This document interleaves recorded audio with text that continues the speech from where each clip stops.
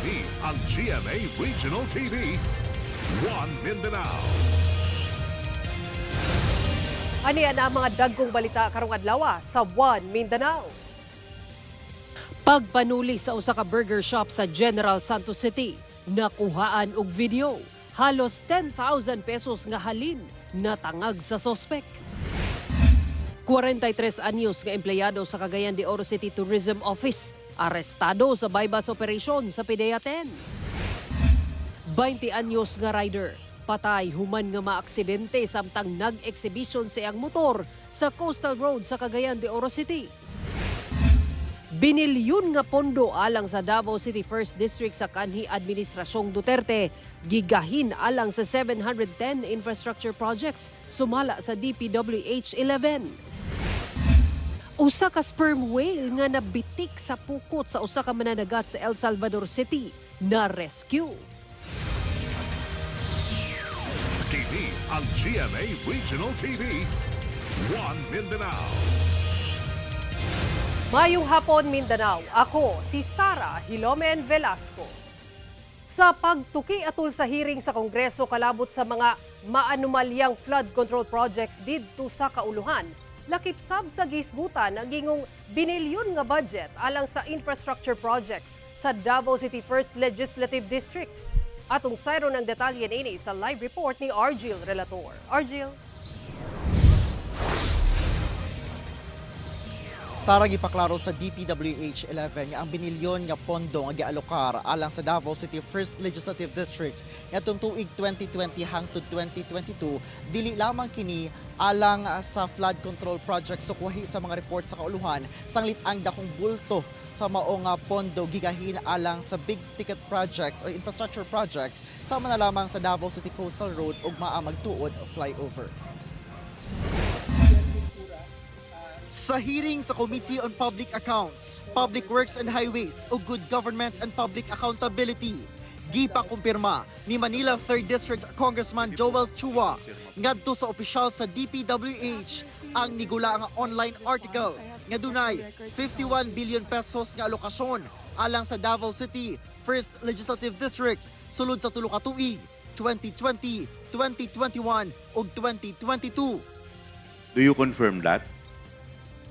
Again, Your Honor, I have no records on hand. I have to confirm with the planning service, Your Honor. Sa dokumento nga nakuha sa GMA Regional TV 1 Mindanao, gikan sa report book sa DPWH City Engineering Office, ana alang sa suma total 49.8 billion pesos ang alokasyon gikan 2020 hangtod 2022 sa Davao City First Legislative District. Sumala sa DPWH 11 ang maong alokasyon kay gigamit alang sa 710 ka infrastructure projects. Ang bulto matud pa sa budget gigamit sa pagtukod og big ticket projects. For the Davao City Coastal Road for 2020 to 2022 doon na kita nadawat na 15.3 billion allocated for 3 years para sa katong nagpadayong project. And then for magtuod 2 billion and for the viaduct, Ulas Viaduct, that's 2.7 B.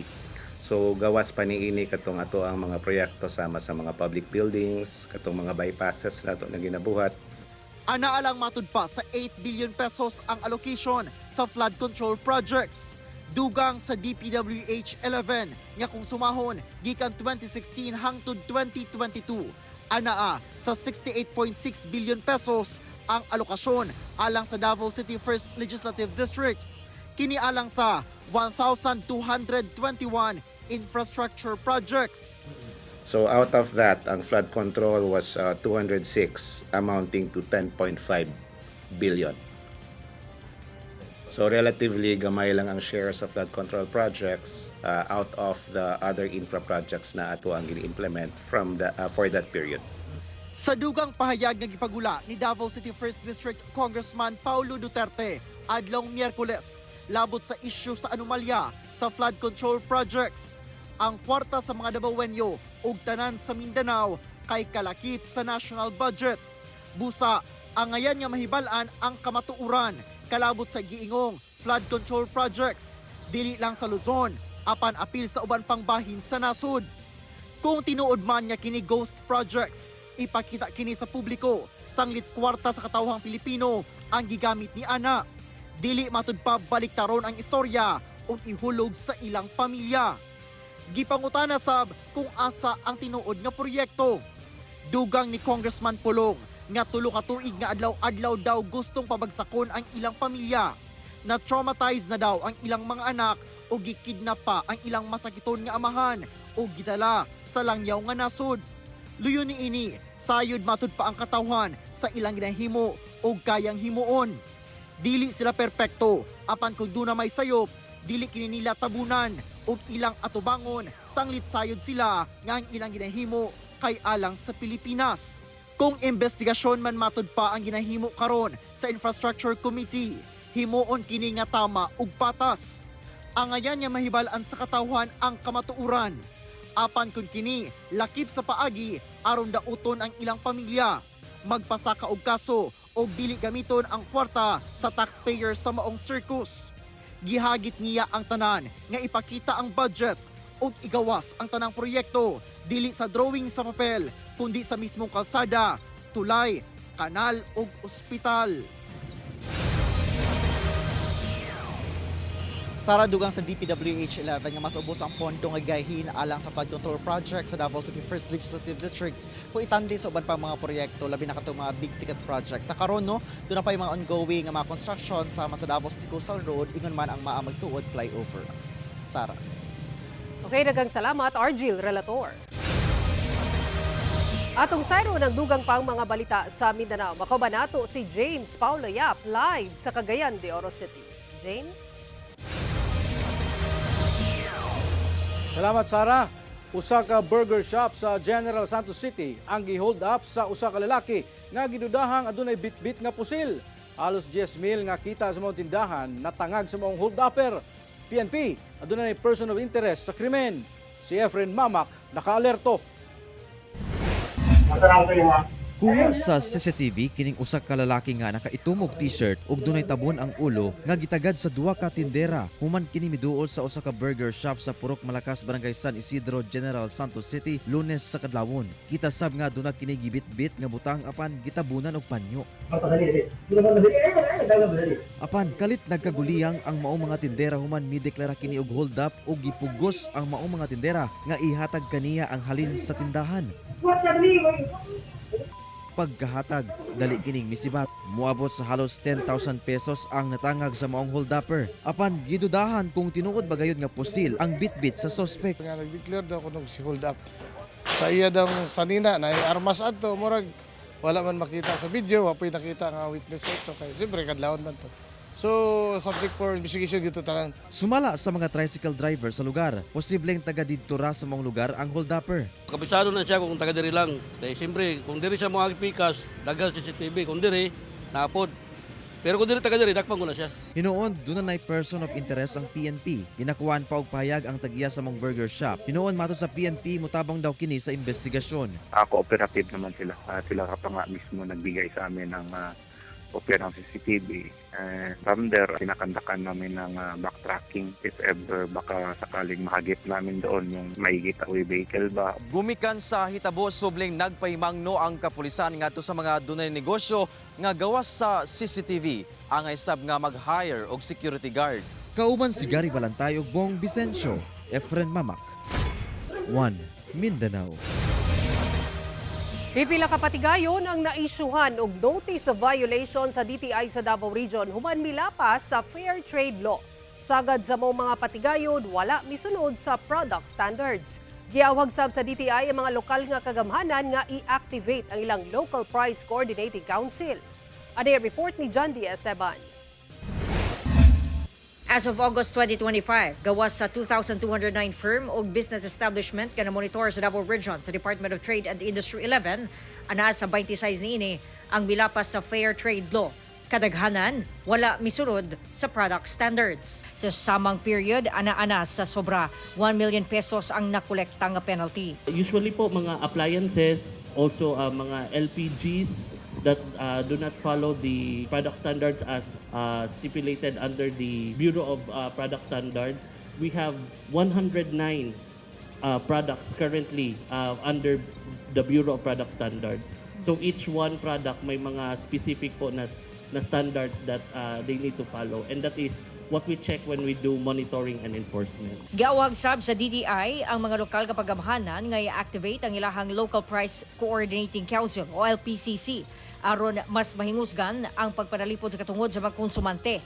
Sa karon, anaa pa sa 27 kalungsod sa Davao Region ang aktibo ang LPCC gawas sa 52 cities o municipalities. Samtang kamatikdang nagasaka ang presyo sa mga produkto sigon sa DTI. Right now, inflation is really increasing for not just for Davao region. Inflation kasi has a lot of factors to consider. Number one mainly is on supply and demand. We also have global challenges that affect or influence the prices of goods like fuel. Another is on logistics. Bisan kuwang sila sa tao, regular batod pa ang ilang pagmonitor sa mga patigayon aron masiguro nga reasonable ang mga presyo sa mga baligya ug ilikay ang publiko sa mga pagpanikas sama sa overpricing. Most of the raw materials in producing the basic necessities, mostly po yan imported po, ma'am. So for example, in mga tin cans, sa mga plastics in making those products, ma'am. So in setting those SRPs, price adjustment, meron po yung siyang effect sa setting sa SRP. Kauban, si Bebot Kahes sa kamera. John D. Esteban, 1 Mindanao. Subling nagpasidaan ang Davao City Police Office sa mga maglusad og lihok protesta sa syudad nga bugtong sa Freedom Park sa Rojas Avenue lang kini ipaygayon gawas kung makakawa og permit sa lokal nga panggamhanan. Mao kini gibutyag ni Police Captain Hazel Caballero Tuazon ang tigpamaba sa Davao City Police Office. Gani ginatun-an na sa ilang legal ang posibleng pagpasaka og kaso sa mga grupo nga naglusad og lihok protesta gawas sa buhatan sa DPWH 11 sa Guerrero Street ni adtong adlawng Lunes. Gipasabot sa kapulisan nga dili sila babag sa mga pagpadayag og mulo sa katawhan apan importanteng masiguro nga magpabiling hapsay ug malinawon ang ilang mga aktibidad. Gibana-bana ang anaasa na pulo hangtod sa 20 ka individual ang namonitor sa kapulisan nga naglusad og lihok protesta ni atong Lunes nga padayon nilang giimbestigahan. Gibutyag sa DCPO nga kung sa Freedom Park lang ipahigayon ang mga rally, dili na kinahanglang magkuha og permit. Apan kung sa laing bahin sa syudad ang mga lihok protesta, kinahanglan ang hugot nga koordinasyon ug pagtugot sa lokal nga panggamhanan. Niadtong Lunes naglusad og rally ang mga progresibong grupo sa Southern Mindanao aron ipadayag ang ilang kadismaya sa gobyerno subay sa mga anomalya sa flood control projects. TV ang GMA Regional TV. 1 Mindanao. 20 anyos nga rider nga taga Manolo Fortich, Bukidnon ang patay. Human nga maaksidente, dihang nag-exhibition sa iyang motor sa Cagayan de Oro City Coastal Road, dihang mibangga kini sa nakaparada nga taxi. Ano ang report ni Cyril Chavez? Nangabaling tiil, nagkadugo ug patay kining 20 anyos nga rider nga residente sa Barangay Dabilag sa Manolo Fortich, Bukidnon. Human nga maaksidente diyang nag-exhibition sa iyang motor sa Coastal Road sa Cagayan de Oro City. Batod sa PNP, nahitabo ang aksidente pasado alas 3 sa kadlawon adlawng Martes. Sumala sa kauban na sab sa biktima nga nahagit kuno kini samtang galantaw sa nag-drag race ni adtong tungura. Butang nga nagpakusog sab kini og padagan og nag-stunt hantod nga mibangga kini sa usa ka taxi unit nga nakaparada kilid sa dalan. Naghapa sa motor dayon pag-abot sa tulay kanang naay Kamakawan Bridge man aliya sa Coastal Roads, kanang medyo mura siya og hampal, wala siya, dili siya level. Nawad-an og control ang driver, mao tong natagak kuno yang pikas tiil, nagsarasay na ang iyang motor dito ni paingon sa right side ug dito na igo sa taxi nga nakapark. Tungod sa grabing samad nga niaguman sa biktima resulta sa aksidente, dead on arrival kini sa ospital. Samot na kay wala kini helmet nga gisuot. Dugang sa PNP, posibleng tikitan sab nila ang taxi driver sa hitabo. Human nga gibiyaan ra niini nga nakapark ang iyang unit bisan dili parking area ang lugar. Pero ang aksidente nga nahitabo, iyaha man ning lihok, mahulog gini siya nga self accident, wala man siya gibanggaan. Kunya sa layo pa, nasarasay na daan iyang motor. Wala na sab kaso giandam ang PNP. Batok sa driver o wala na sab nila kini gikustudiya. Wala na ipahayag ang driver sa maong aksidente. Cyril Chavez, 1 Mindanao.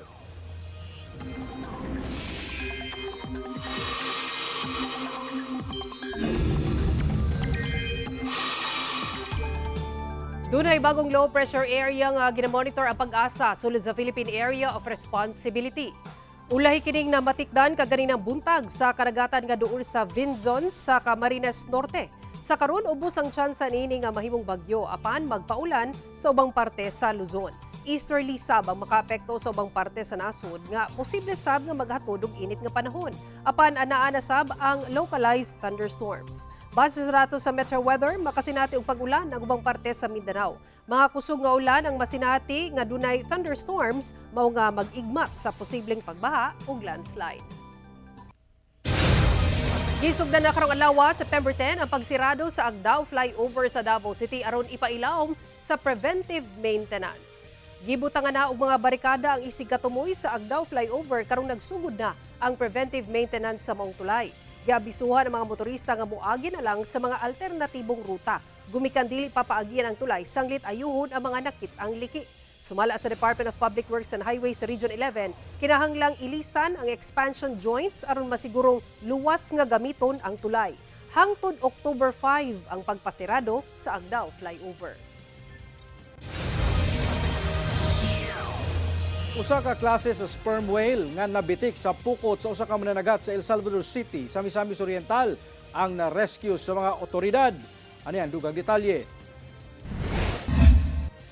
Domingo sa buntag, nakadawat og tawag ang City Agriculture Office sa El Salvador City sa Misamis Oriental tungod sa giingong dakong isda nga nabitik sa pukot sa usa ka mananagat sa Barangay Amoros sa maong syudad. Paspas kining girespondihan sa mga personahe sa City Agriculture Office kauban ang mga bantay dagat nasuta sa otoridad nga usa kini ka sperm whale.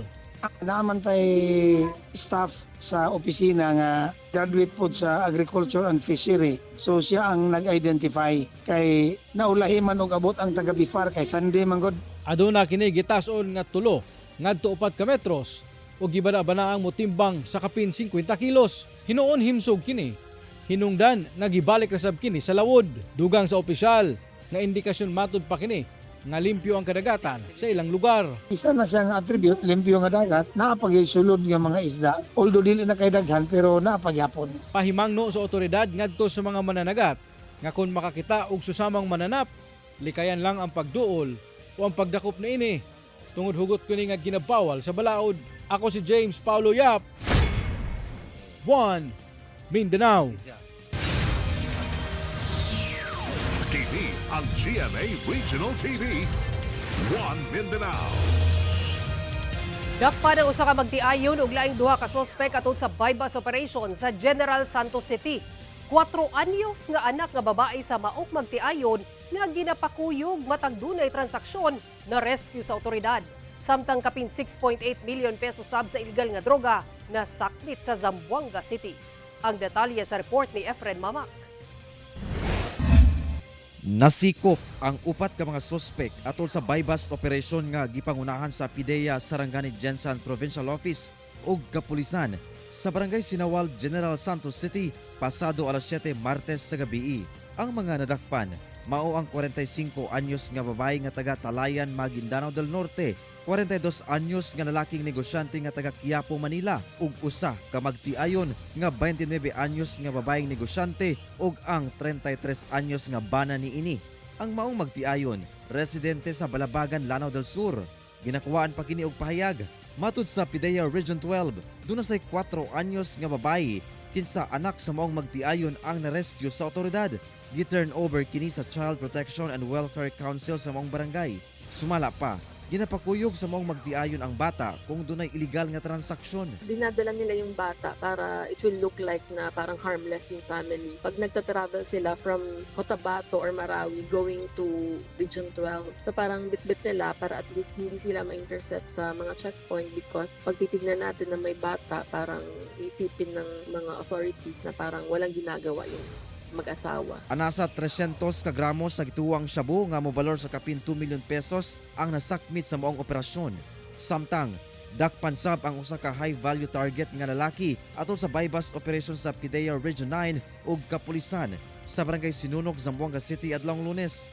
Ana sa usa ka kilo sa gituwang shabu ang nasakmit atol sa operasyon. Mukantidad kini sa kapin 6.8 million pesos. Mag-atubang kini og kasong may kalapasan sa RA 9165 kon Comprehensive Dangerous Drugs Act. Wala pa kini miluwat og pahayag. Kauban si Gary Balantay ug Bong Vicencio, Efren Mamak. 1 Mindanao. Sa padayong pag-explore nato sa Mindanao, dili malikayan nga makadiscover ta og mga makahinganghang lugar. Sa manining usa ka kapuso kinsa napadpad sa usa ka mala New Zealand nga mountain spot sa General Santos City nga daw giubanan pa sa usa ka special tour guide nga irok. Binhilang na sa May Mindanao. They say, kung gusto nimo mag-take a break sa stress sa kinabuhi, musaka ra daw ka sa bukid. And here we are, trying to conquer ang hidden paradise sa Barangay Olimpog sa General Santos City. Kini ang Buko-Buko Peak. Gitawag kining Buko-Buko Peak tungod sa forma sa bukid nga murag buko-buko sa likod sa tao. It's a 2 hour of hiking para sa mga first time musaka. Hangak, sobra, apan ang usa sa makamotivate sa pagsaka mao ang makita ang picturesque view sa maong bukid along the way. And ang usa ka nagpanindot sa pagsaka base sa mong experience, mao ang special tour guide sa inyong journey aron dili mo mawala. Dili ka ni tao, inay usa ka iro nga daw nagagiya kaninyo sa pagsaka. Sa among pagsaka, dili mapugna ng excitement tungod sa view na abi namo sa ubang nasod lang namo makita.